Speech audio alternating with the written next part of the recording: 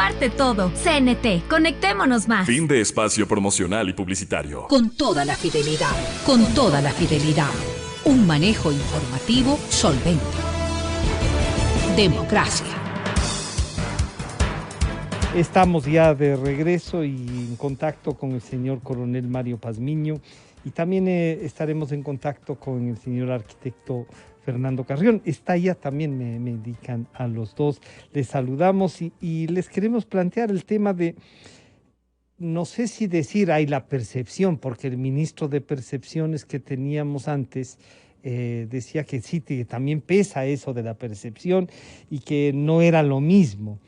Pero en todo caso, por los datos que tenemos, crece la inseguridad en Quito y nos gustaría tener un análisis, digamos, de estas características, ¿no? ¿Por qué crece?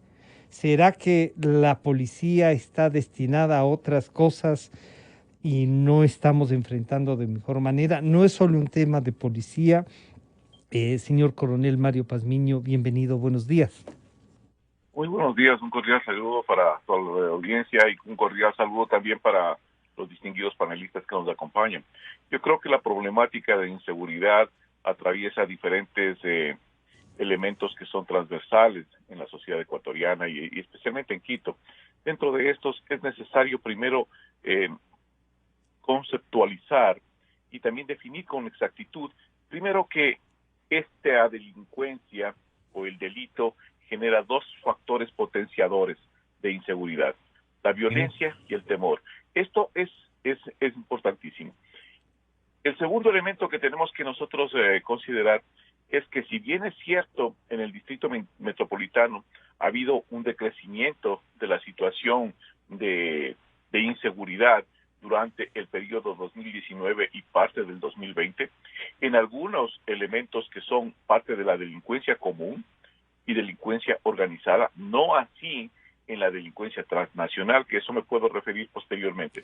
Pero también estamos viendo que gran parte de estas estructuras, me refiero yo a las instituciones de control, están siendo subempleadas en otro tipo de actividades y no específicamente en la protección de la ciudadanía con relación a los temas delictivos. Me refiero, el tema de la pandemia ha obligado a que tanto las Fuerzas Armadas como la Policía Nacional y otros estamentos reorienten sus misiones para un control social. Esto necesariamente pues ha disminuido su efectividad en ciertas áreas.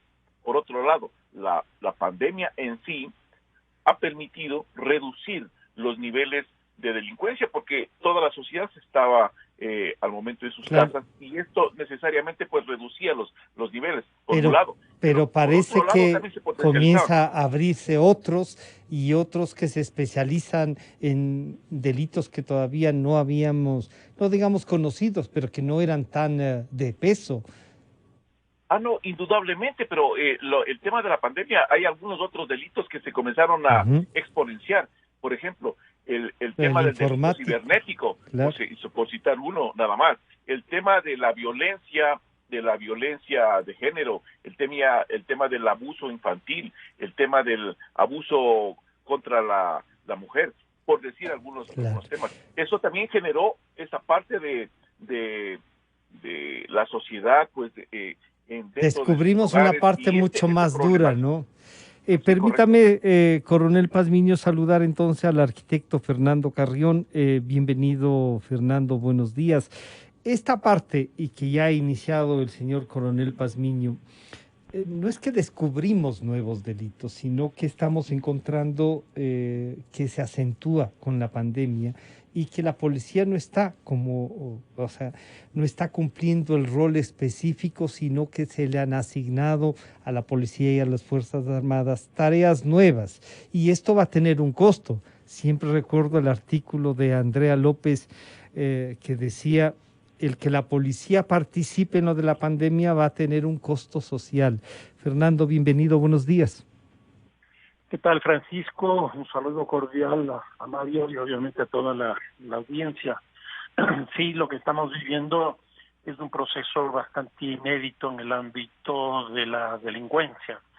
¿Y esto por qué? Porque algunos delitos que se producían principalmente en el espacio público, como por ejemplo el robo y el hurto de vehículos, o el robo y hurto a las personas en las paradas de los buses, etcétera, eso ha disminuido sustancialmente porque no tenemos gente en la calle, ni tampoco puede salir con toda la capacidad motriz, es decir, de vehículos. Y lo que estamos viviendo más bien es una reclusión del tipo de delitos, quizás en dos expresiones muy claras. La una, lo que es de la violencia intrafamiliar, que ha crecido sustancialmente según las denuncias que se tiene, y la segunda cuestión es el delito informático. De alguna manera estamos hablando del home office o el teletrabajo, y eso ha pasado también con el tema de los delitos de información que yo tengo. Se incrementó en un 67% el tipo de delitos que se producen en este ámbito. Ahora, ¿qué es lo que ocurre? Conforme la sociedad empieza a abrirse, también empiezan a aparecer delitos que ya existían, pero que me parece que se van potenciando. Y aquí también hay dos cosas. Uno, obviamente, lo que usted, Francisco, señalaba respecto de la percepción. Yo creo que la percepción es un fenómeno absolutamente real, que incluso los españoles la definen como violencia subjetiva. ¿Y por qué es de esto? Porque el temor que tiene la población hace que los comportamientos se modifiquen, incluso se empiecen a construir seguridades individuales. Esto es contratar perros, aprender defensa personal, armarse, etcétera, etcétera, que también terminan produciendo hechos de violencia. Los costos de las seguridades, perdón, Fernando, de las seguridades en donde la gente está viviendo, cada vez sectores mucho más populares comienzan a cerrar los espacios y eso tiene un costo también, y lo que usted dice, generan violencia, Fernando. Sí, claro, los costos de la violencia se incrementan sustancialmente y yo creo que eso va a venir en un plazo relativamente corto, porque hay un fenómeno absolutamente claro, la violencia estructural producto del desempleo, que es una cosa que está presente. Ya se escucha información, por ejemplo, del Seguro Social, que se han perdido 320,000, ¿no?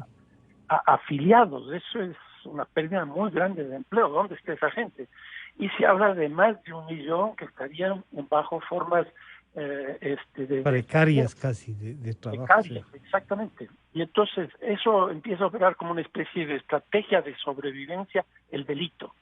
Y eso tiende a multiplicarse en todos los espacios. Y al multiplicarse con la percepción de inseguridad o el temor, lo que genera son incrementos del costo de la vivienda, por ejemplo. Pues, la venta de edificios se venden menos con buena vista o con medio ambiente interesante y mucho más con temas de seguridad. Entonces eso tiene un costo que se eleva.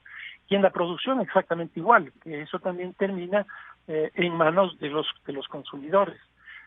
De un estudio que recuerdo que se hizo hace como 7 años, ahí se estimaba que se había incrementado hace 7 años el 12% de los costos de las empresas. Yo supongo que eso irá a incrementar un poco más, que es una cantidad ya bastante importante. Claro, Coronel Pazmiño, entonces la policía y las Fuerzas Armadas, que está bien que ayuden, que colaboren en temas de la pandemia, han sido indispensables, diría yo, pero controlar, por ejemplo, el tránsito, el tráfico, para ver pico y placa, en definitiva, si es que está cumpliéndose o no, parece que ya es un exceso. ¿Cómo hacer para que la policía y las Fuerzas Armadas entren en esta nueva visión de seguridad y garantizar los problemas sociales se van a presentar con mayor fuerza y a medida que se abre, esto es mucho más duro, coronel? Claro, pero hay que partir de una situación, estimado Cisco, y yo creo que la seguridad ciudadana es de carácter multidimensional y multicasual. Esto quiere decir claramente que este tipo de estructura, primero, no puede ser atendido por una sola institución, sea esta Policía Nacional, sea esta Fuerzas Armadas o Policía Metropolitana. No, señores, esto tiene que ser un conjunto de esfuerzos entre la colectividad, las instituciones de control, con una visión clara de cambiar y posicionar a la sociedad y la recuperación de los espacios públicos. Caso contrario, este fenómeno social de la inseguridad se va a comenzar a desbordar como se está comenzando a presentar.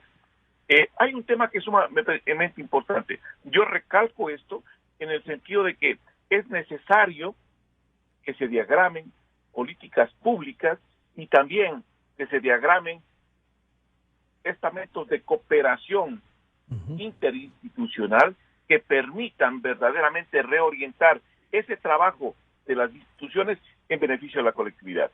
La Policía Nacional no puede hacer todo.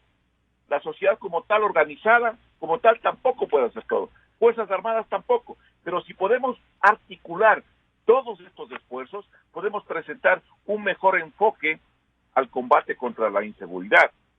Esto para mí es sumamente importante. Le asignen o no le asignen funciones adicionales a Fuerzas Armadas y Policía Nacional, creo que el trabajo combinado, articulado de todos estos organismos pueden dar mejores resultados. Pero aquí hay un factor importante.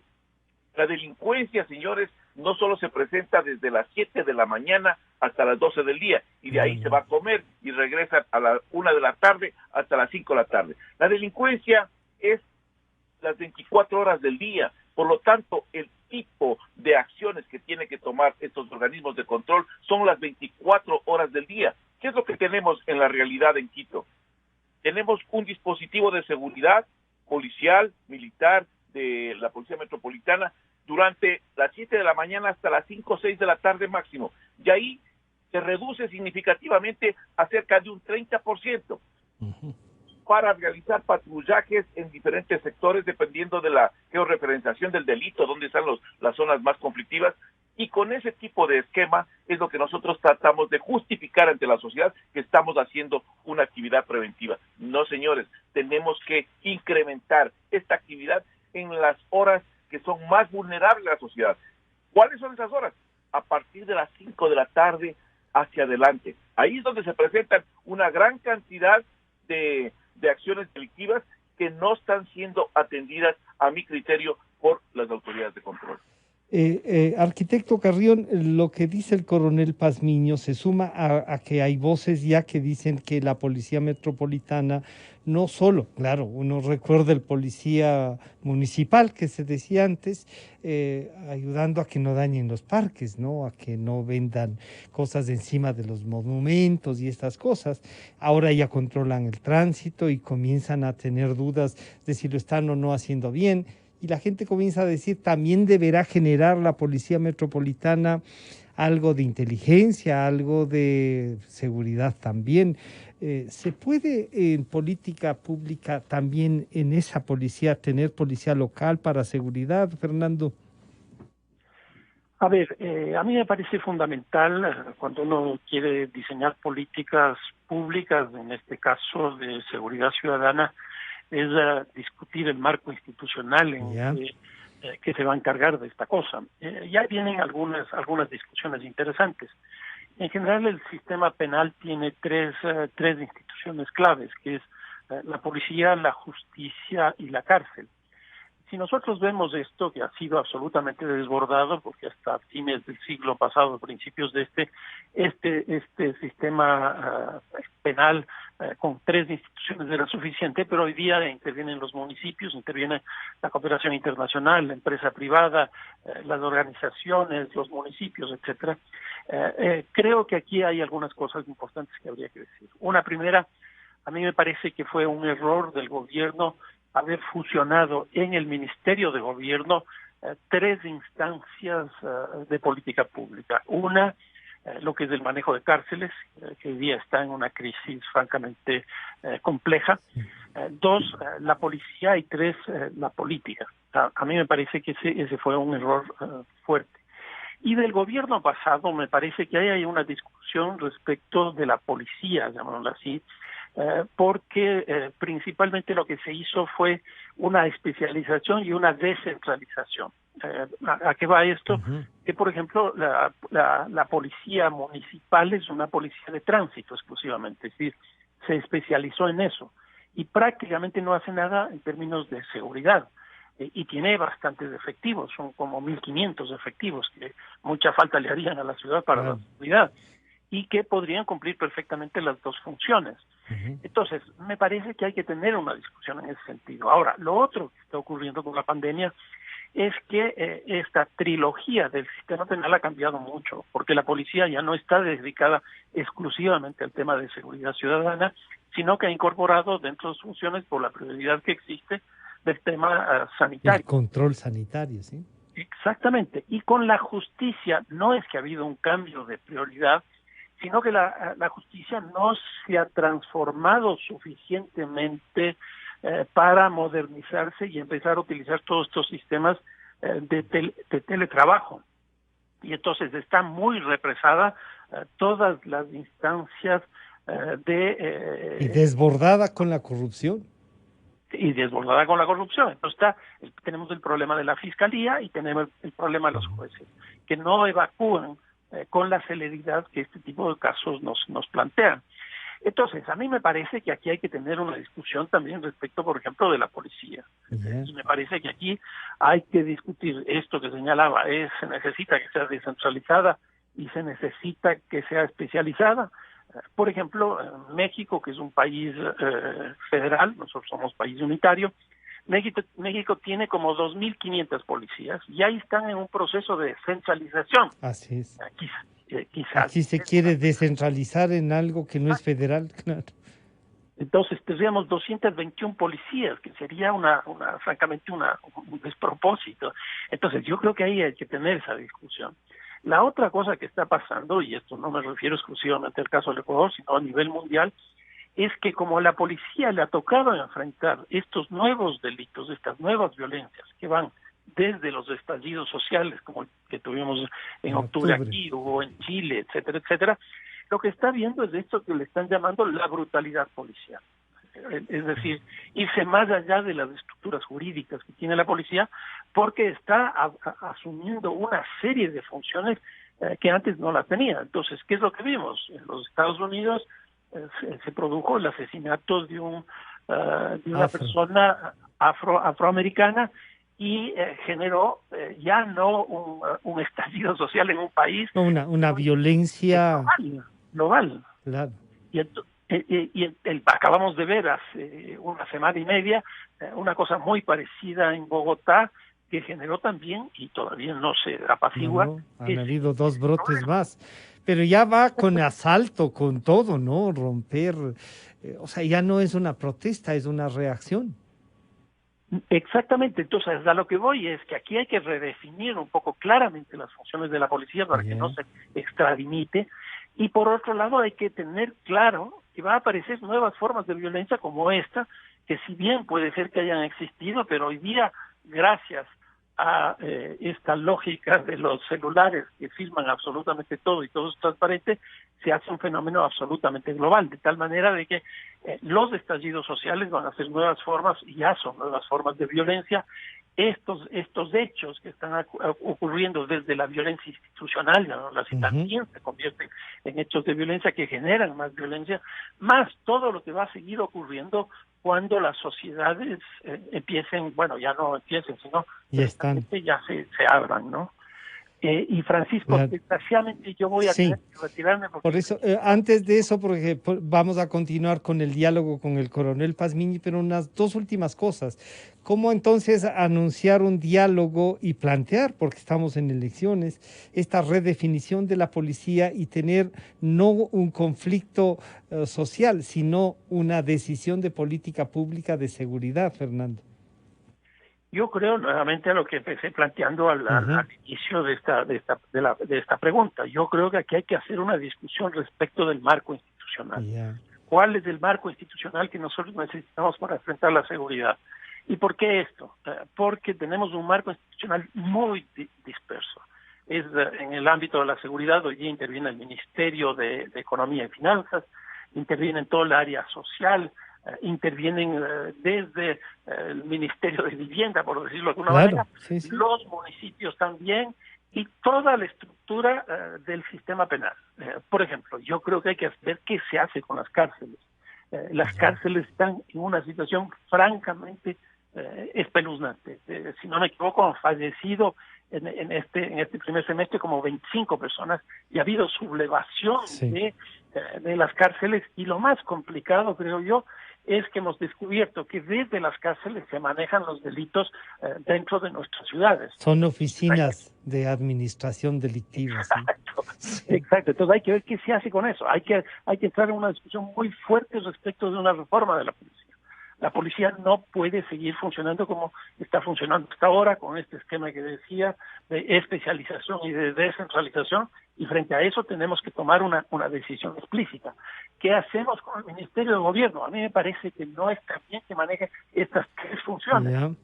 Yo creo que ahí tenemos que discutir y ver qué es lo que se puede hacer. Todo esto es materia, por ejemplo, debería ser materia, por ejemplo, del debate electoral, porque en este poco tiempo que le queda a este gobierno va a ser muy difícil que pueda llevar a cabo una que pueda avanzar. Fernando, muchísimas gracias. Estaremos en contacto. Bueno, un fuerte abrazo y un saludo también a Mario. Gracias. Coronel Pazmiño, bueno, nos plantea ya Fernando algunas decisiones, pero yo quisiera que no solo porque usted tiene un observatorio de seguridad ciudadana donde participan varios sectores, y claro, el aporte permanente de este observatorio es justo irnos señalando estas cosas. La Policía Nacional debe entrar en una redefinición. Los municipios deberían tener policías de seguridad también. Desde su punto de vista, además como experto en seguridad, coronel, ¿cómo dar los primeros pasos para que esto pueda suceder? Bueno, yo creo que Fernando fue muy claro en el punto de que es necesario orientarse en el marco institucional. Yo creo que cada una de las instituciones tiene sus competencias, pero hay una saturación de diferentes organismos que tratan cada uno de ellos de llevar el agua a su molino, y eso es un problema radical. Aquí tiene que haber un solo estamento de competencia en la cual alguien que coordine. Exactamente. El resto, articulación, ¿y el resto puede seguir funcionando así descentralizado? Yo creo que sí, pero uno es el que tiene que articular toda esta red de colaboraciones con relación al tema de la seguridad. Caso contrario, esto va a ser un problema permanente. Pero yo creo que lo importante aquí es también definir qué también le va a causar al sistema nacional tener varias policías, generar mayor burocracia, y esto en cada gobierno que asuma, sea un GAT, sea en alguna provincia o donde sea, tendrá necesariamente que ese nuevo candidato que llega allá renovar y cambiar, y aquí va a ser más bien cuotas de poder permanente. Yo creo que lo cual generará una incertidumbre y mayor inseguridad. Inseguridad, falta de capacitación, falta de entrenamiento, o sea, instituciones que se forman solo por el apetito político ideológico. No creo que eso se merezca el país. Yo lo que creo es que la Policía Nacional tiene que ser capacitada, mayor entrenamiento, mayor cantidad de efectivos para que verdaderamente cumplan el rol que está enmarcado dentro del artículo 83 de la Constitución, y que dice claramente que no solo la Policía Nacional, sino también la sociedad, somos responsables de los temas de la seguridad y la paz ciudadana. Por lo tanto, hay que darle a cada institución el rol que se compete. Y yo voy a ir un poquito más allá. Pero yo le quiero plantear una cosa antes de que avance, que es importante que avance en el tema. Pero Fernando también topó uno que es, se comienza a discutir el rol de la policía también en cuanto dicen exceso de la fuerza. Aquí mismo hemos discutido si un decreto que que el ministro, un decreto ejecutivo, que el ministro de Defensa planteaba sobre el uso progresivo de la fuerza, generó. Y entonces todo esta de la relación derechos humanos y ejercicio de la fuerza a través de la Policía Nacional, claro, generan unas, no se ve lo que les pasa a los policías, pero sí lo que le puede pasar a un ciudadano al que hay que defender, pero también los policías necesitan alguna defensa, o cómo trabajar eso, coronel. Yo creo que es vital y fundamental que la Asamblea Nacional analice el tema del uso progresivo de la fuerza. De pronto, un reglamento que, de acuerdo a los especialistas, tuvo un sinnúmero de errores, me refiero al reglamento que planteó Fuerzas Armadas, según algunos especialistas. A mí me pareció que era algo perfecto, pero ahí... ¿Pero se puede discutir? Sí, la Asamblea Nacional tiene necesariamente que analizar y formular una ley sobre el uso progresivo de la fuerza que le permita a las instituciones no hacer el uso de las armas contra el pueblo. No va en esa dinámica, sino más bien defenderle al pueblo de esos niveles de inseguridad que existen. De quienes usan las armas para atacar. Correcto, porque aquí el delincuente es el que está armado, la sociedad está desarmada. ¿Y quién es el recurso de protección que tiene la sociedad? El recurso son las instituciones de control, me refiero a Policía Nacional, Fuerzas Armadas. Esas son las que le garantizan al pueblo. ¿Qué dice el artículo 158? El artículo 158 de la Constitución dice tanto que las Fuerzas Armadas y la Policía Nacional son los garantes de las libertades y derechos del pueblo ecuatoriano. Y los derechos que tiene el pueblo ecuatoriano también están enmarcados dentro de lo que es la seguridad. Es un derecho de los ecuatorianos. Pero hay una cosa que dijo Fernando y que me parece sumamente importante. Es con relación al tema carcelario. Este tema carcelario es un problema. Yo le dije en un artículo, es el holding del crimen organizado, transnacional y nacional. Porque allá, señores, se forma la empresa del delito para comenzar a diagramar operaciones delictivas desde los centros carcelarios hasta afuera. Fíjese cuál es el nivel de impacto de esto. Voy a poner un ejemplo muy rápido. Sí. En Guayaquil, la Policía Nacional fue a hacer un allanamiento a uno de los pabellones, creo que es el pabellón de los cubanos, si no estoy mal. Y se demoró aproximadamente 1 hora 5 minutos en entrar a ese pabellón. ¿Por qué? Porque las llaves del pabellón no los tenía el guía penitenciario, ni tampoco el director del centro carcelario. Los tenían los delincuentes adentro y le dijeron que iban a buscarle quién tenía las llaves para que les abra a la Policía Nacional. Así funciona el esquema de seguridad. Y lo que decía Fernando es una realidad. Tiene que cambiarse, pero tiene que cambiarse también con una visión no solo de afectación a los derechos de los presos, sino también hay que sacarle a ese preso y reincorporarle a la sociedad, con verdaderos programas de rehabilitación social. Pero claro, un programa de rehabilitación social en el sistema carcelario actual se ve que es imposible. Están desbordados, las cárceles están controladas por todo lo que vemos, por unas bandas que además están repartidas en todas y a veces se conflictúan porque defienden sus espacios. ¿Quién podría llevar adelante? ¿Qué programa se podría hacer para que el tema de las cárceles sea tratado y cuidado de mejor manera, coronel Pazmiño? Yo creo que primero hay que partir de una cosa. Hay que darle a cada institución y a cada organismo los espacios correspondientes. No creo que el Ministerio de Gobierno, el Ministerio del Interior, como quieran llamarle, tenga la saturación de subsecretarías y dependencias para poder tratar todos estos problemas. Directores nacionales. Creo que es necesario que se otra institucionalidad. Un ministerio de justicia, recuerde usted. Sí. Pero yo voy un poquito más allá. De pronto algunos me van a decir que estoy pensando mal, pero no. Yo creo que este país necesita, señores, y la Policía Nacional necesita ya en la actualidad que se cree un Ministerio del Interior, pero para que sea regido, regulado por la Policía Nacional y el Ministerio de Gobierno como un elemento político. Eso daría mayor capacidad operativa a esta Policía Nacional para que pueda verdaderamente articular todas las medidas todas las acciones contra el crimen organizado. Y el mismo gobierno va a ser quien, directa o indirectamente, le exija a esa Policía Nacional que cumpla lo que le están asignando. Un ministerio sería importante para darle las capacidades, las competencias, y que no sea la Policía Nacional el títere o el juguete de las diferentes administraciones que le pasan para un lado, que le quitan una función, que le suman otra. No, señores, creo que es necesario ir un poco más adelante, y eso sería importante para el país. Coronel Pazmiño, ¿el observatorio tiene algún estudio hecho o algún acercamiento sobre los problemas que está viviendo este momento la capital, que podría enfrentarlo, y ahí un rol debería tener o no el municipio? Bueno, al momento el observatorio estaba planteando un estudio que va a salir esta semana.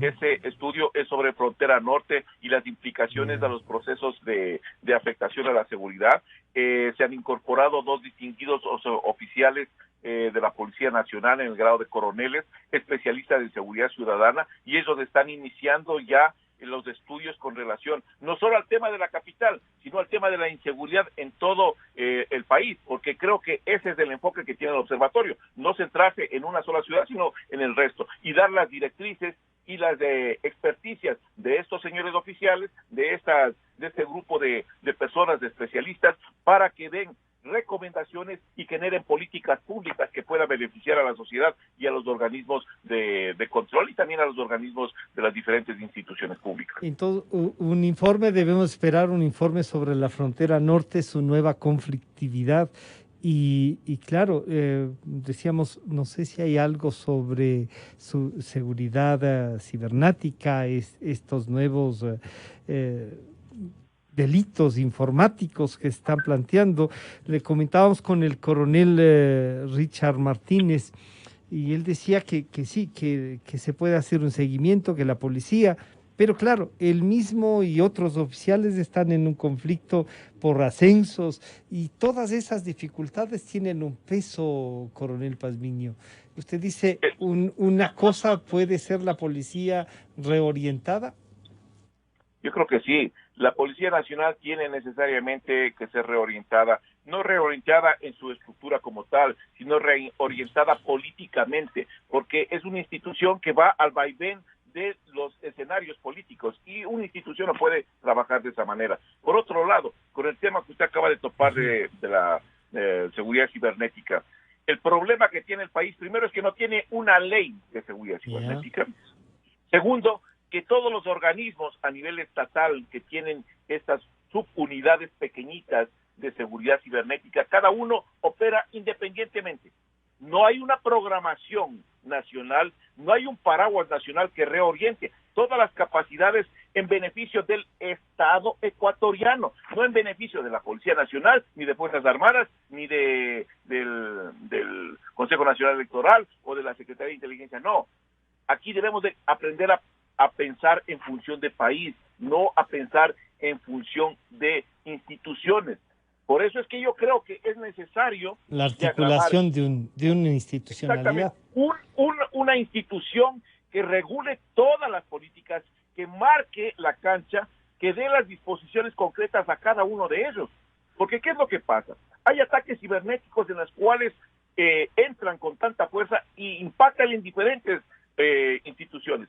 ¿Qué es lo que hace una institución que tiene este tipo de sistemas? Dice, bueno, yo me protegí, pero al resto ahí es problema del resto. No es así, señores. Aquí la afectación es para todos. ¿O no recuerdan ustedes que los 17 millones de ecuatorianos fueron vulnerados por un sistema de hackeo que está hasta el día de hoy en las cuentas internacionales en la red? Eso es vulneración. Eso es vulneración que todos los datos de los ecuatorianos se comercializaron, ¿sí? Y nadie ha respondido por eso. Exactamente, y hay un sinnúmero de elementos y de factores que no están siendo tomados en cuenta, que el Estado como tal solo da pinceladas para tratar de justificar ante la opinión pública lo que está haciendo. Sin embargo, de ello, esas pinceladas, señores, al pasar de un día a una semana, ya no tienen un efecto. Las famosas medidas parches no sirven, como por ejemplo el estado de excepción en las cárceles, en las que dicen que Fuerzas Armadas vayan allá a proteger la cárcel desde afuera. creyendo que... Pero la administración la administración delincuencial está dentro. Los delincuentes están organizándose ahí. Correcto, las megabandas están adentro, Claro. La corrupción carcelaria está adentro. Esas cosas es lo que tenemos que ver. Esas situaciones es lo que se tiene que reorientar.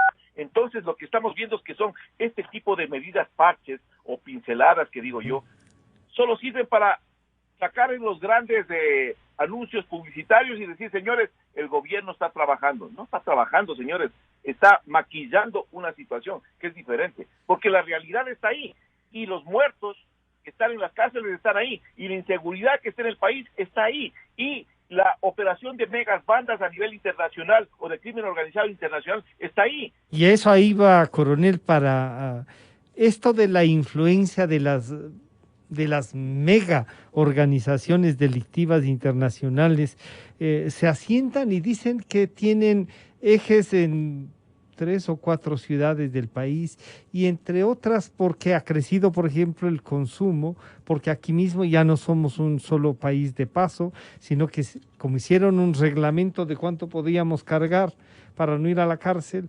esto se abrió y ya somos un país de consumo, coronel. Bueno, Francisco, el problema es que nuestras autoridades siguen pensando que estamos siendo o somos un país de tránsito y nuestro estatus cambió desde hace mucho tiempo atrás. Somos un país de acopio y plataformas internacionales de distribución. Nos guste o no nos guste, somos reconocidos internacionalmente como uno de los principales países que exporta droga al exterior.